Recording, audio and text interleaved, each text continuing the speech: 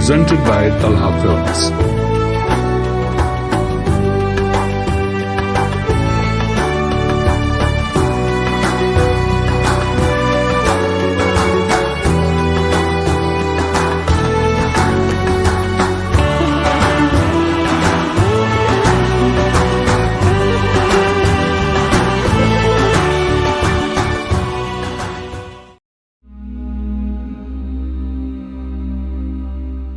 Urdu Discovery کے معزز دوستو، میں ہوں ماجد ملک اور آپ تمام دیکھنے اور سننے والوں کو السلام علیکم۔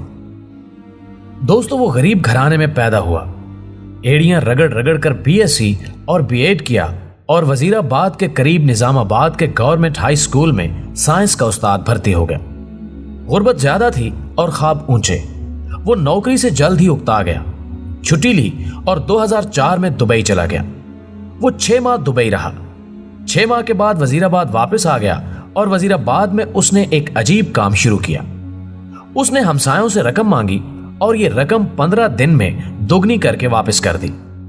اس کا ہمسایہ اس کا پہلا گاہک بنا۔ یہ ہمسایہ جاوید ماربل کے نام سے ماربل کا کاروبار کرتا تھا۔ ہمسایہ نے رقم دی اور ٹھیک 15 دن بعد دگنی رقم واپس لے لی۔ محلے کے 2 لوگ اگلے گاہک بنے۔ یہ بھی 15 دنوں میں دگنی رقم کے مالک ہو گئے۔ یہ 2 گاہک اس کے پاس 15 گاہک لے آئے اور یہ 15 گاہک مہینے میں 150 گاہک ہو گئے۔ یوں دیکھتے ہی دیکھتے لوگوں کی لائن لگ گئی۔ لوگ زیورات بیچتے، گاڑی، دکان، مکان اور زمین فروخت کرتے اور رقم اس کے حوالے کر دیتے۔ وہ یہ رقم دگنی کر کے واپس کر دیتا۔ یہ کاروبار شروع میں صرف نظام آباد تک محدود تھا، لیکن پھر یہ وزیر آباد، سیالکوٹ اور گجرانوالہ تک پھیل گیا اور دیکھتے ہی دیکھتے وہ معمولی سکول ماسٹر ارب پتی ہو گیا۔ یہ کاروبار 18 ماہ جاری رہا۔ اس نے ان 18 مہینوں میں 43,000 لوگوں سے 7 ارب روپے جمع کر لیے۔ کاروبار پھیل گیا تو اس نے اپنے رشتہ داروں کو بھی شامل کر لیا۔ یہ رشتہ دار سمڑیال، سیالکوٹ، گجرات اور گجرانوالہ سے رقم جمع کرتے تھے، 5% اپنے پاس رکھتے اور باقی رقم اسے دے دیتے۔ وہ شروع میں 15 دنوں میں رقم ڈبل کرتا تھا۔ یہ مدت بعد ازاں 1 مہینہ ہوئی، پھر 2 مہینے اور آخر میں 70 دن ہو گئی۔ یہ سلسلہ چلتا رہا، لیکن پھر اس کے برے دن شروع ہو گئے۔ وہ خفیہ اداروں کی نظر میں آ گیا۔ تحقیقات شروع ہوئی تو پتہ چلا کہ پونزی اسکیم چلا رہا ہے۔ پونزی مالیاتی فراڈ کی ایک قسم ہوتی ہے جس میں رقم دینے والا گاہکوں کو ان کی اصل رقم سے منافع لوٹاتا رہتا ہے۔ شروع کے گاہکوں کو دوگنی رقم مل جاتی ہے، لیکن آخری گاہک سارے سرمایہ سے محروم ہو جاتے ہیں۔ ناظرین گرامی، مجھے چند برس قبل امریکہ کے موجودہ صدر ڈونلڈ ٹرمپ کا ایک انٹرویو دیکھنے کا اتفاق ہوا۔ انٹرویو کرنے والے نے ان سے سوال کیا کہ آپ کو اگر اپنی عملی زندگی دوبارہ شروع کرنی پڑے تو آپ کون سا کاروبار کریں گے؟ ڈونلڈ ٹرمپ نے جواب دیا کہ میں نیٹ ورکنگ کا کاروبار کروں گا۔ میرے لیے یہ کاروبار نیا تھا۔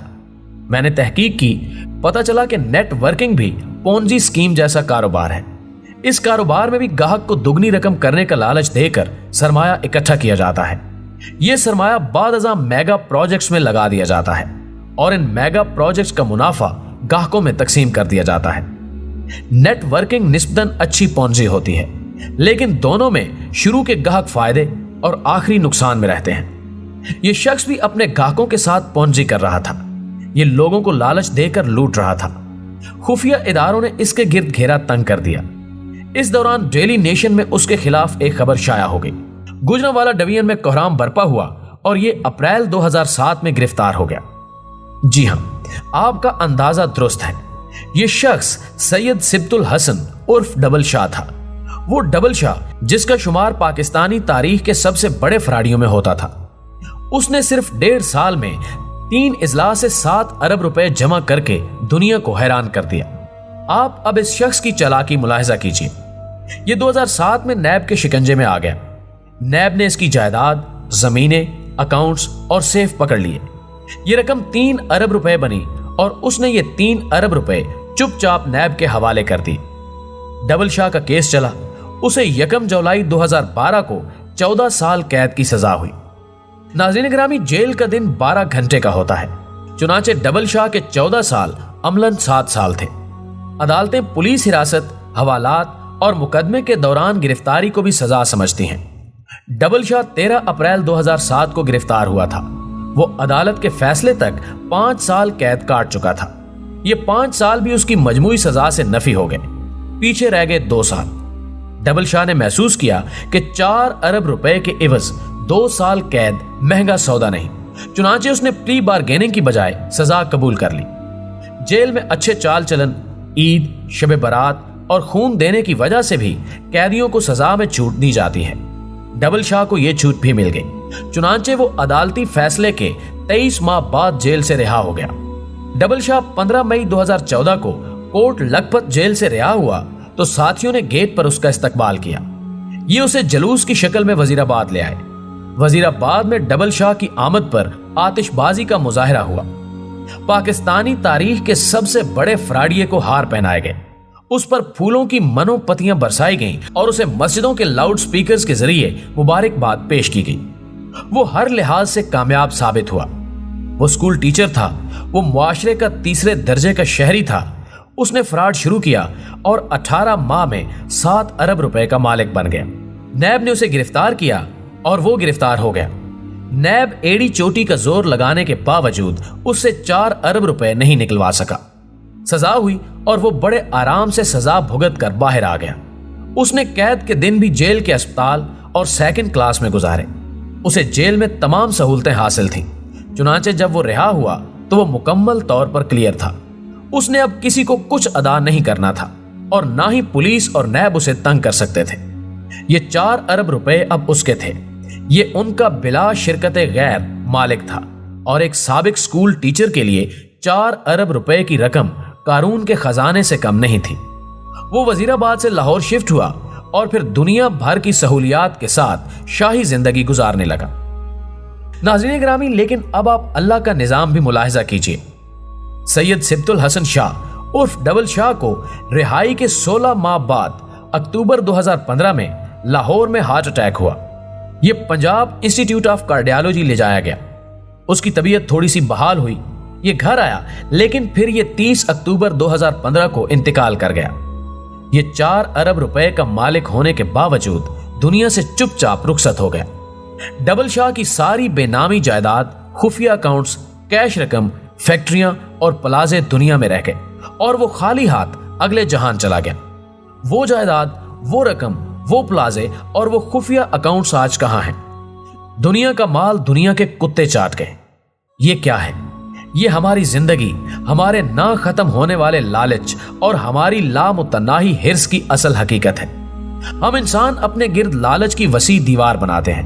हम माल जमा करते हैं, हम दूसरों की उम्र भर की कमाई लूटते हैं और कारून की तरह खजाने बनाते हैं, लेकिन आखिर में हम चुपचाप दुनिया से रुखसत हो जाते हैं और ये माल दूसरों के काम आ जाता है। नूर जहां का मकबरा नशइयों की पनाहगाह बन जाता है और शाहजहां के ताजमहल में अंग्रेजों के घोड़े बांधे जाते हैं। हम इंसान उन चींटियों से भी बदतर हैं जो उम्र भर अपने जुस्से से बड़े दाने खींचती रहती हैं, उन्हें खींच धकेल कर बिलों तक लाती हैं और जब दानों का अंबार लग जाता है तो वो उनके सिरहाने गिर कर मर जाती हैं और फिर उनकी उम्र भर की जमा पूंजी चूहों का नवाला बन जाती है। हम में से ज्यादातर लोग चींटियां हैं।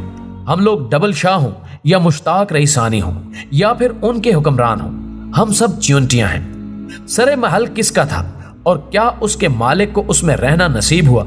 आप अलमिया देखिए, सरे महल सरे में सड़ता रहा और इसका मालिक पाकिस्तानी जेलों में इबरतनाक जिंदगी गुजारता रहा। स्विस अकाउंट स्विस बैंकों में जलील होते रहे और उनकी मालका गड़ी खुदा बख्श में मट्टी हो गई।